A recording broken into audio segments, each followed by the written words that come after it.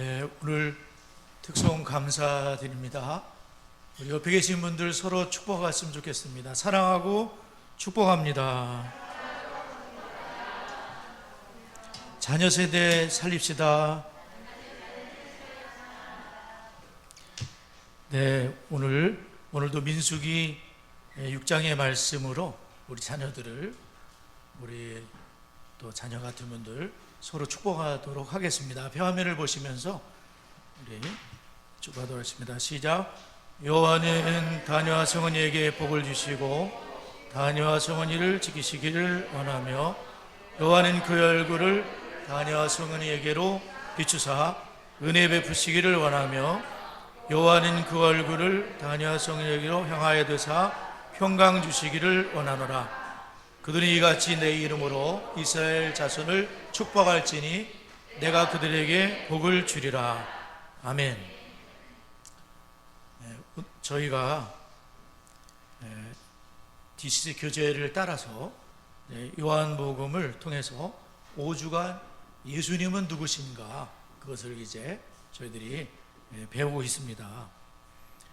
요한복음을 우리가 지난주에 예수님은 사람의 몸을 입으신 하나님이시다, 그런 말씀을 저희들이 배웠는데요. 사도 요한이 예수님을 3년 동안 예수님과 함께 이제 제자로서 이렇게 지내면서 예수님을 아주 가까이서 다 지켜봤습니다. 거의 다 지켜봤죠. 예수님이 행하시는 거, 그분의 모든 삶, 그분이 완전한 하나님이며 완전한 사람인 것을 사도 요한이 알고 요한복음 1장 1절에 태초에 말씀이 계시니라, 이 말씀이 하나님과 함께 계셨으니 이 말씀은 곧 하나님이시다. 예수님이 말씀이시고 그분이 하나님과 함께 계시며 이 말씀은 곧 하나님이시다.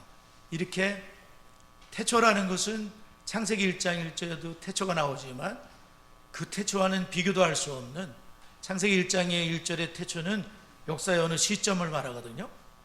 천지가 창조된 시점을 말하지만 요한이 말하는 태초라는 것은 엔들리스, 그러니까 타임레스, 그러니까 시간을 측량할 수 없는 영원을 말하는 거예요. 예수님은 영원한 때에 계셨던 분이고 그분은 말씀으로 계셨는데 그 말씀이 하나님이시고 창조될 때에 그가 없이는 된 것이 없느냐, 한마디로 말하면 예수님은 창조자 하나님이셨는데 그분이 말씀이 육신이 되어 우리 가운데 오셨다는 겁니다. 그래서 예수님이 이 땅에 태어나신 날을 우리가 보통 성탄절로 지키게 되는데, 그 예수님은 육신을 입고 하나님이신 그분이, 삼일체 하나님이신 그분이 육신을 입고 이 땅에 오신 하나님이시다. 이것을 요한은 이제 선포를 했던 거예요. 그러니까 예수님은 4대 성인 가운데 한 분이라고 세상에서는 얘기를 하지만 그 정도의 차원이 아니라는 거죠. 예수님은 죽은 자를 살렸다 그랬어요. 본인이 또한 죽음을 이기고 3일 만에 부활했는데 이 부활은 증거가 많이 있어요. 증인들도 많고, 한두 사람이 아니에요. 500여 사람이 일시에 본 증거가 있었고 무덤은 비어 있었고, 여하튼 예수님의 부활의 증거는 상당히 많습니다. 또 예수님이 직접 나타나신 경우도 많고, 여하튼 예수님은 그분이 사람이지만 피 흘리기 위해서, 우리 죄를 해결하기 위해서 피 흘리는 사람이 되셨지만 또한 그분은 하나님이셨다는 거예요.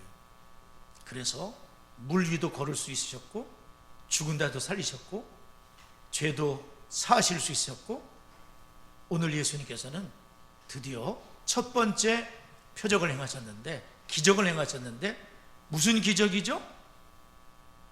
가나 혼인잔치에서 예수님이 말씀하시니 물이 포도주가 되어버리는 그러한 기적을 행하셨다는 거예요.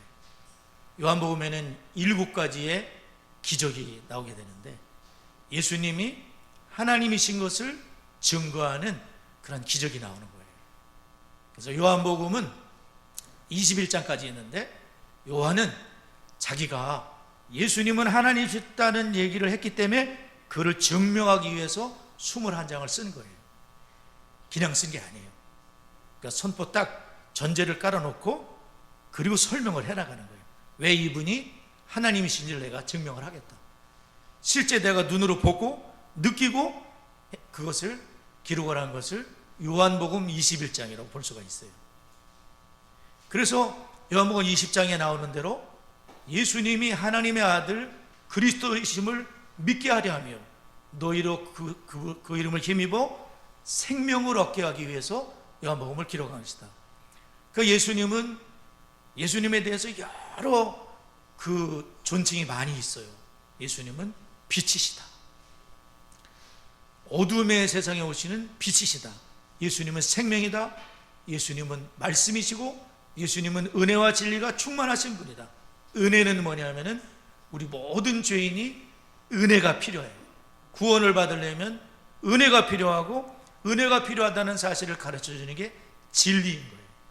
말씀을 통해서 우리가 죄인인 줄 알게 되고 예수님이 나를 구원하시는 구세주인 것을 알게 되고 그 이름을 믿고 영접하는 사람은 하나님의 자녀가 되는 권세를 지금 주시는 거예요. 요한복음 1장 12절 영접하는 자, 예수님을 나는 죄인이고 예수님 저를 구원해 주세요 하고 십자가에 죽으시고 부활하신 예수 그리스도, 그 인격이신 그 예수 그리스도를 믿는 사람, 예수님을 마음속에 영접하는 그 사람은 지금 하나님의 자녀가 되고 주님의 나라에 쑥 들어가는 축복을 주시는 거예요. 오늘 요한복음의 이제 첫 번째 기적을 여러분과 함께 나누려고 합니다. 자, 첫 번째로 우리가 생각할 것은 뭐냐면은 하나님은 그 계획과 시간표를 갖고 계시다는 그런 말이에요. 하나님은 이 구원의 계획 또 시간표를 갖고서 이렇게 일하시는 분인 것을 우리가 살펴보겠습니다. 우리 성경을 한번 보시면 좋겠어요. 요한복음 2장 4절에서 5절을 한번 읽도록 하겠습니다. 요한복음 2장 4절에서 5절. 우리 한번 성경을 찾아서 4, 5절 2절 읽겠습니다. 시작. 예수께서 이르시되 여자여 나 무슨 상관이 있나이까 내 때가 아직 이르지 아니하였나이다. 그의 어머니가 하인들에게 이르되 너에게 무슨 말씀을 하셨는지 그대로 하라 하니라. 아멘. 예수님의 그 첫 번째 기적 또 표적 혹은 이적, 이것이 어디서 일어났냐면은 나사렛에서 8km에서 한 14km 정도 떨어진 그렇게 멀지 않은 곳이라 그래요. 그 당시에는 물론 걸어 다니고 뭐 이런 게 그랬지만 나사렛하고 가나는 가나 혼인잔치 그 동네는 그렇게 그리 멀지는 않은 곳이에요. 그래서 서로 어울리면서 혼인잔치에 초대를 했는데 예수님의 어머니 마리아와 그리고 예수님과 제자들까지 초대를 받은 그런 상황에 있었다는 거예요. 그래서 혼인잔치가 보통은 한 일주일 정도 거기 이제 혼례식을 하게 돼요. 그런데 그 혼례식에 이제 다 모든 것을 준비하고 손님들이 참 즐거운 시간을 보내는데 그때 예기치 않은 일이 벌어진 거잖아요. 그게 뭐냐면 포도주가 떨어지게 되는 거예요. 근데 이 포도주가 떨어지게 되면 뭐 없으면 없는 대로 지내면 되지 않겠어? 그것이 아니라 그 당시에 사회적인 풍습으로 인해서는 굉장히 신랑에게 책임이 돌아가는 일이에요. 신부 측에서는 신랑이 너무 준비를 안 했다 그래서 고소까지 할 수 있는 일도 될 수 있다 그래요.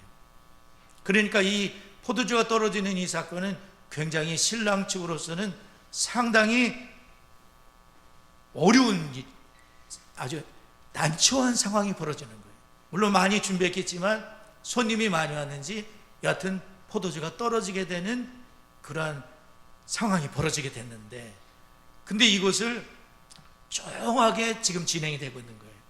포도가 떨어진 사실을 누가 알았냐면 예수님의 어머니 마리아가 아신 거예요. 그래서 이 마리아는 예수님께 그 사실을 알리게 되는 거죠. 뭐라냐면은 포도주가 떨어진지라 3절 예수의 어머니가 예수에게 이르되 저들에게 포도주가 없다 이렇게 얘기를 했을 때 뭐 마리아는 지금 예수님께서 뭔가를 하실 수 있다는 걸 아시죠. 어머니로서 제일 예수님을 잘 아시죠. 근데 예수님은 아직까지 기적을 행하신 적이 없는 그런 가운데 있었던 거죠. 그때 예수님이 대답하신 걸 보면 굉장히 무례하고 좀 난처한 그런 상황인 것 같아요. 4절 보게 되면 예수께서 이르시되 여자여, 본인의 어머니를 향해서 여자여 그러는 거예요. 나와 무슨 상관이 있나이까? 꼭 좀 예의가 엄지 말씀하시는 것 같이 보이지 않습니까? 내 때가 아직 이르지 아니하였나이다. 그런데 우리가 이것을 생각해 볼 때 예수님께서 여자여 이렇게 말씀하셨을 때에는 예의 없는 그런 것이 아니라 그 당시의 여자라는 것은 굉장히 존칭의 언어인 거예요. 그러니까 우리가 생각할 때는 무시한 언어 같지만은 어머니를 상당히 존중해주는 여자요 하면서 예수님께서 마리아의 아들이시지만 또한 하나님 아버지의 아들이신 거예요. 그러니까 예수님께서는 하나님 아버지의 계획과 뜻을 이루는데 전력을 하시려 이 땅에 오신 거예요. 그것은 최종적으로 우리의 구원이지만 여하튼 예수님의 모든 시간표는 하나님 아버지의 뜻을 이루고 하나님 아버지의 계획을 이루는데 내 때가 이르지 아니하였다 이렇게 고백을 하셨던 겁니다. 그러므로 여러분 이것은 예의 없는 것이 아니라 굉장히 예수님이 존대를 하면서도 그러나 나는 하나님 아버지의 계획과 시간표대로 움직인다는 것을 말씀하고 있습니다. 그런데 마리아는 이렇게 예수님에게 공손한 거절을 당한 거예요. 그때 마리아는 아들로서 예수님이 아니라 하나님의 아들로서의 예수님을 의지하는 태도를 보이면서 마리아가 어떤 행동을 취하죠. 하인들을 불러다가 조용히 말하기를 너희에게 무슨 말씀을 하시든지 그대로 하라 아니라 5절에 보면 마리아는 예수님을 봤을 때에 뭔가를 행하실 것을 알고 무슨 말씀을 하시든지 그대로 하라고 하면서 하인들에게 말을 해줬던 거예요. 그때 예수님이 드디어 기적을 행하시게 되는 거거든요. 뭐냐면 예수님의 그 뜻 앞에 순종을 하고 예수님이 무슨 말씀을 드시니 예수님의 뜻 앞에 순종할 때에 하나님은 기적, 첫 번째 기적을 행할 준비가 되신 거예요. 순종의 사람들에게 내 말을 안 듣고 화딱지 내고 그것이 아니라 주님 앞에 순복을 하고 그리고 우리가 해야 될 일을 하려고 할 때에 그때 기적이 일어났다는 거죠. 그러므로 우리는 가나 혼인잔치의 기적을 잘 알고 있어요. 물론 마리아가 말했을 때는 아니지만 그러나 예수님의 때에 하나님의 때에 하나님은 그 신랑의 매우 난처한 순간 신랑은 알지도 못했어요. 그 매우 난처한 순간을 우리 예수님이 잘 해결해 주신 걸 알 수 있어요. 그러므로 우리는 마리아와 같이 주님을 온전히 신뢰할 필요가 있어요. 내 때가 아니라 주님의 때에 주님은 가장 좋은 것으로 포도주가 보통 포도주가 아니잖아요. 지금 정말 연회를 맡은 그분이 깜짝 놀랄 정도로 어떻게 이 좋은 것을 여지껏 남겨놨냐고. 보통은 낮은 수준의 것을 나중에 내놓는 건데 어떻게 좋은 것을 여지껏 남겨. 너무나 신랑을 칭찬하면서 잔치가 너무나 좋게 마무리가 됐다는 그런 말씀이에요. 그러므로 우리가 막 주님을 움직이려고 그러면 안 돼요. 막 주님께 명령하는 사람도 있어요. 그것은 대단히 잘못된 신앙이에요. 우리는 주님 앞에 나의 주님이시며 내가 종인 것을 고백한다면 주의 뜻을 찾아야 되고 주님의 때를 찾아야 되고 그렇게 주님께 순종하는 것이 가장 축복된 길이에요. 제가 여러 차례 말씀드렸지만 저희 교회가 저도 이제 목회를 하면서 우리 교회가 이제 16년 전에 이 예배당을 건축했잖아요. 근데 19년 전에 무슨 일이 있었냐면은 저희 교회 성도님들이 오래되신 분들은 아시겠지만 저희가 푸른 초장으로 가자. 오모천 감리교회가 4,000평인가 땅을 사가지고 이제 오셨고 저희 교회가 이제 교회 자리를 옮기려고 했어요. 그래서 지금 영주 아파트 상가 쪽에 그 땅을 이제 매입을 해가지고 이제 우리는 푸른 초장으로 가겠다. 그래가지고 리레이 기도를 온 성도님들과 함께 3차인가 4차까지 리레이 기도를 했어요. 저는 20일 동안 금식 기도도 하고 막 제가 어떤 계획을 세운 거예요. 주님의 뜻과는 상관도 없었던 계획인 것 같아요. 여하튼 막 밀어붙이면 되겠지.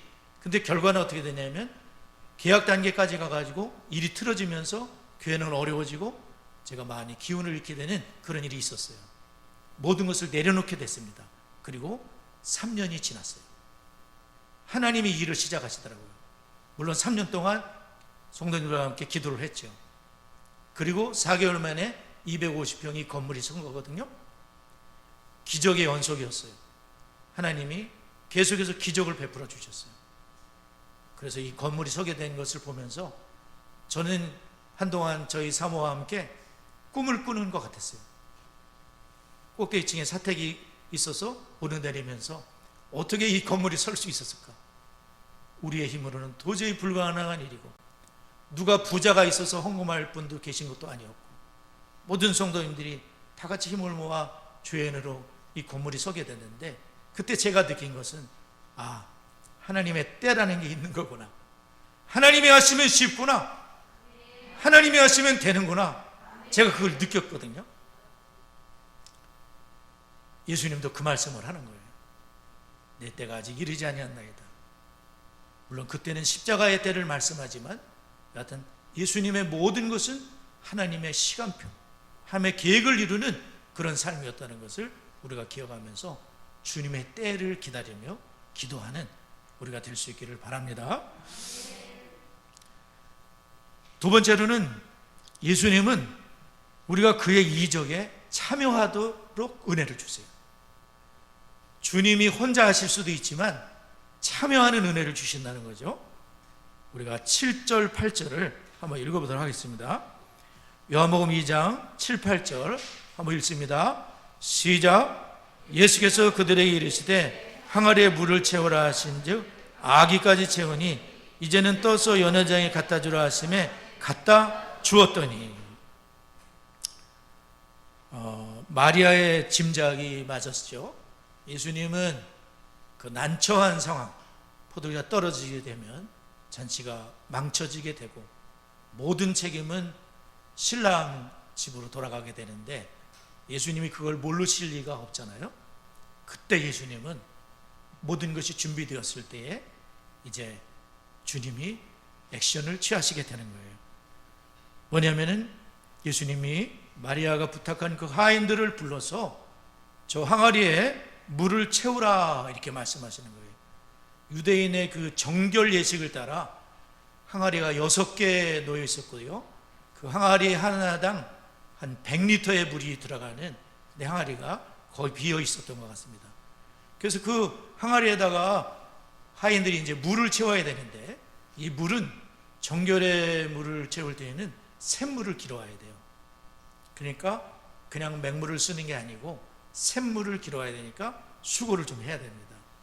그리고 그 100리터를 채우려고 그러면 제법 많이 수고를 해야 되는데, 근데 이 하인들은 왜 해야 되죠? 이렇게 묻지를 않았던 것 같아요. 물론 하인이기 때문에 순종하기가 좋을 수도 있어요. 하인이 뭐 하는 거죠? 시키는 대로 하는 사람이 하인이잖아요. 그러나 하인도 다 인격이 있고 모두 있는 분들인데, 그러니까 예수님이 도대체 이 항아리에다 물을 왜 채우라 그러나 이렇게 생각할 수도 있는데, 이분들은 마리아의 말을 기억했던 것 같아요. 무슨 말씀을 하시든지 그대로 좀 해달라. 그 말씀을 기억했는지 여하튼 이분들은 돌 항아리의 물을 아귀까지 채웠다. 가득 채웠다는 거예요. 뭐 투덜대면서 했든지 기쁘게 했든지 여하튼 최대한 순종을 했어요. 아귀까지 물이 꽉 찼어요. 근데 그 다음에 더 어려운 걸 시키시는 거죠. 뭐냐면 이제는 떠서 연회장에 갖다 주라. 아니 물을 연회장에 갖다 주라는데 굉장한 좀 순종과 믿음이 필요할 것 같아요. 여하튼 이분들은 또다시 입을 내민 것이 아니라 그냥 떠서 갖다 주는 사이에 언제쯤 될지 모르지만 이 물이 포도주로 바뀌었다는 거예요. 참 놀라운 일이죠. 그래서 연회장이 포도주를 맛보고는 이 좋은 것이 도대체 어디서 났는지 이렇게 깜짝 놀라면서 신랑을 칭찬하게 되는 그러한 일이 생겼다는 거예요. 놀라운 기적, 첫 번째 기적이거든요. 첫 번째 기적을 예수님은 누구를 사용하셔서 기적을 베푸셨냐면은 똑똑하고 잘나고 지혜로운 사람을 선택한 것이 아니라 여하튼 무명, 이름도 모르는 하인들을 주님이 쓰고자 하셨어요. 하인들을 사용하시고, 그리고 그냥 놓여있는 일상에 있는 도랑아리, 평범한 그냥 결혼식이 있는 결혼의 예식에, 그러니까 주님께서 기적을 베푸실 때에는 이렇게 평범한 일상 속에서 기적이 일어날 수 있다는 거예요. 그리고 그 사용하는 사람들은 대단한 인물들이 아닐 수도 있다는 거예요. 우리같이 별로 내세울 게 없는 그런 사람이라 할지라도 주님은 순종하고자 하는 분들을 통해서 주님은 지금도 일을 하고 계세요. 교회는 그렇게 되는 거예요. 순종하는 분들이 주인공들인 거예요.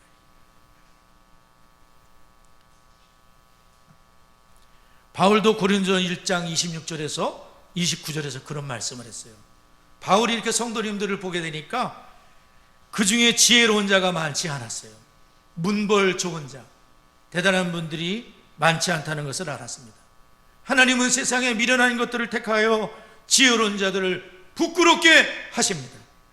약한 것들을 택하여 강한 자들을 부끄럽게 하세요.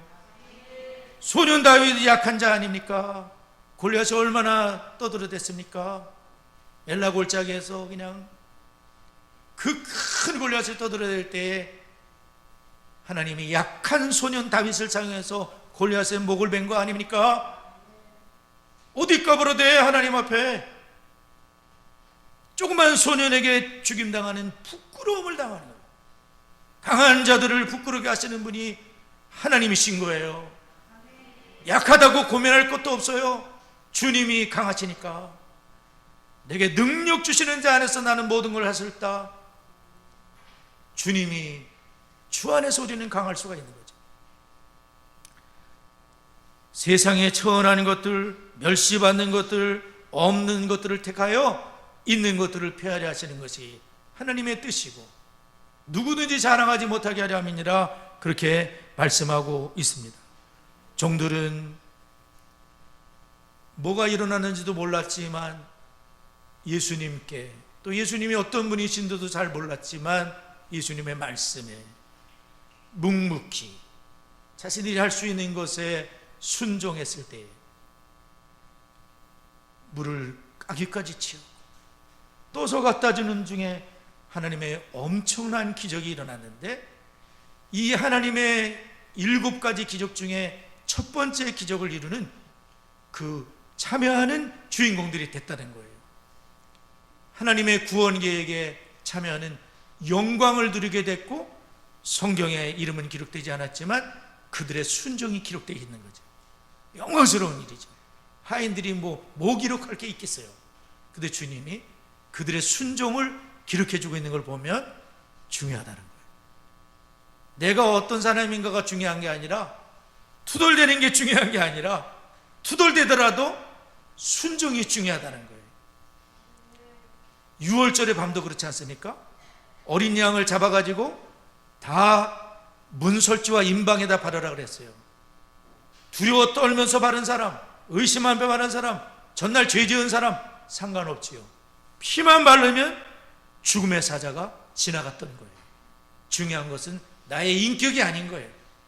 주님의 보혈을 의지하는, 그분께 순종하는 것이 결국 장남들을 다 살리게 되는 그런 축복이 된 줄 믿습니다. 그러므로 여러분, 우리 모두는 순종의 사람이 되어야 되는데, 보통은 우리가 하나님의 그 축복을 몰라볼 수가 있어요. 그래서 순종을 할 때에 순종을 허드렛 일이나 하는 걸로 생각을 하고, 짊어질 부담으로만 생각하는 분들은 순종하기 어렵습니다. 순종은 때로 어렵고 내 자신을 내려놔야 되는 그러한 일을 만날 수 있지만, 그러나 주님 말씀에 우리가 순종하게 될 때에 거기에 기적이 일어나요. 우리는 수천 년 전에 시작된 주님의 일을 계속해야 되는데, 그런 특권을 살 수 있는 사람이 없다는 걸 아셔야 돼요. 특권을 살 수가 없어요. 주님의 일은 아무나 할 수 있지 않아요. 돈 주고 살라 그래도 할 수가 없어요. 그 특권을 요구할 수 있는 사람도 없어요. 그 특권을 누릴 자격을 갖춘 사람도 없어요.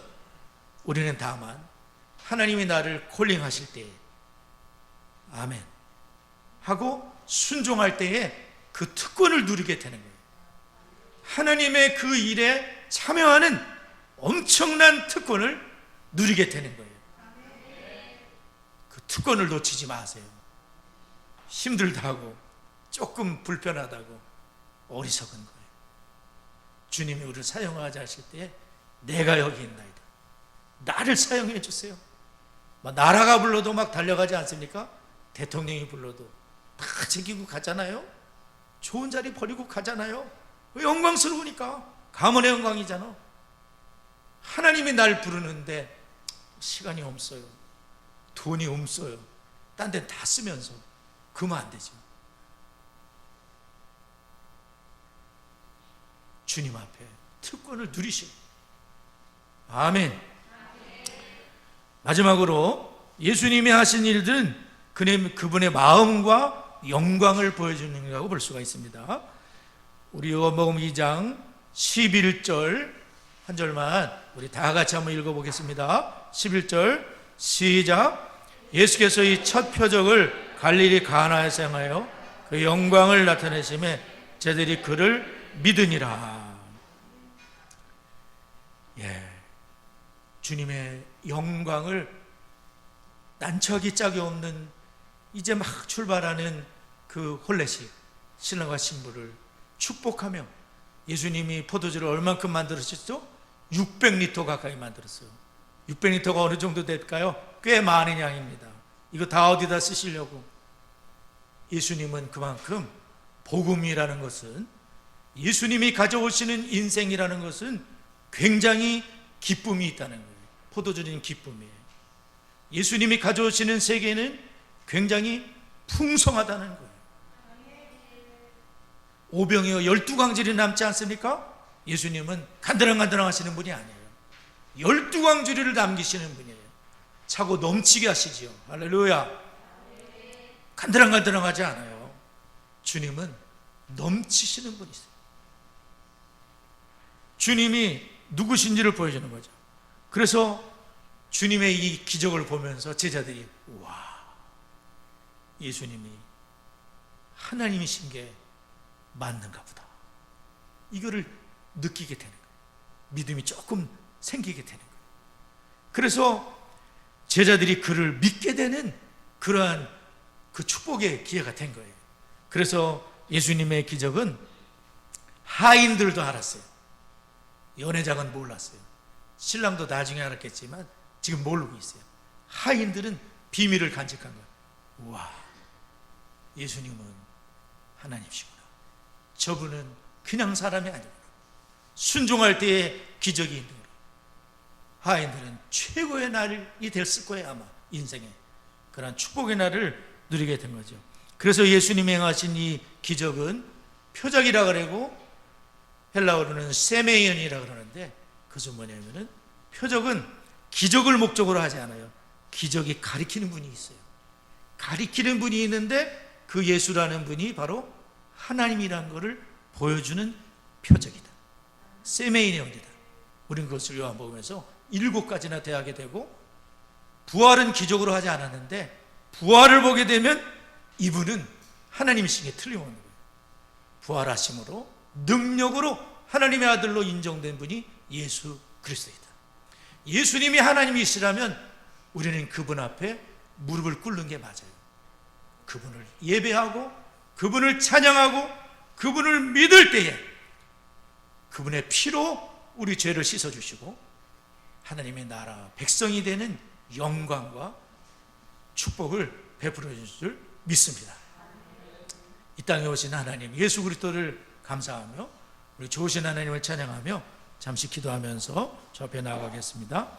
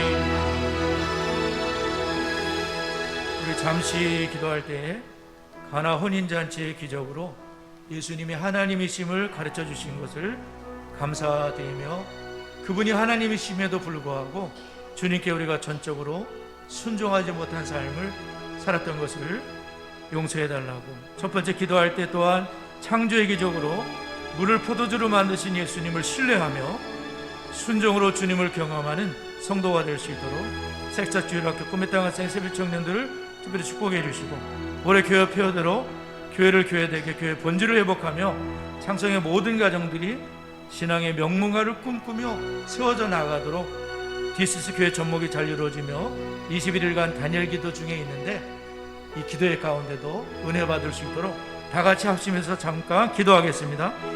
하나님 아버지, 감사합니다. 가나 혼인잔치의 기적으로 예수님이 하나님이신 것을 가르쳐 주신 것을 감사합니다. 주님께 저희들이 순종하지 못한, 전적으로 순종하지 못한 삶을 용서하여 주시고 주님께 순종하며 살아갈 수 있도록 복내려 주옵소서. 창조의 기적으로 우리를 포도주로 만드신 예수님을 신뢰하게 하옵소서. 주님의 때가 가장 좋은 때임을 기억하게 하시고, 하나님 아버지, 주께 순종하며 주님을 경험하는 저희의 삶이 되어서 우리의 믿음이 더 깊어질 수 있도록 하나님 인도해 주시고, 새싹주일학교 꿈의 땅의 새벽 청년들을 축복합니다. 올해 교회대로 교회가 교회되게 하여 주시고, 교회의 본질을 회복하며 장성의 모든 가정이 신앙의 명문가를 꿈꾸며 세워져 나가도록 하나님 가정에도 역사해 주시고, 모든 아버지 삶 가운데 역사해 주시고, 연약한 저희들을 도우셔서 가정이 교회로서 역할을 감당할 수 있도록 하나님 인도해 주옵소서. 디스스 교회 접목이 잘 이루어지고 가정과 교회가 협력하는 세상의 제정을 되게 하옵시고, 20일 단위의 기도회를 통해서 세우신 강사님들을 능력의 손으로 붙드시사 우리 참여하는 성도들 은혜 많이 받을 수 있도록 이끌어 주옵소서.